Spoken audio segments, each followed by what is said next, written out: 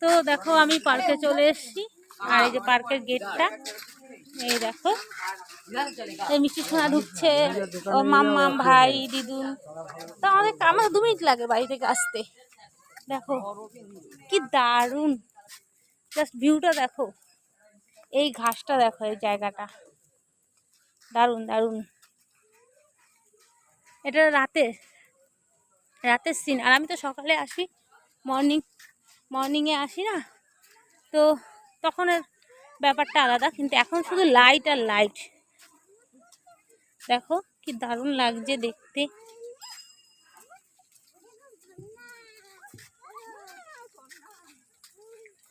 তোমরা আসতে পারো পার্কটায়।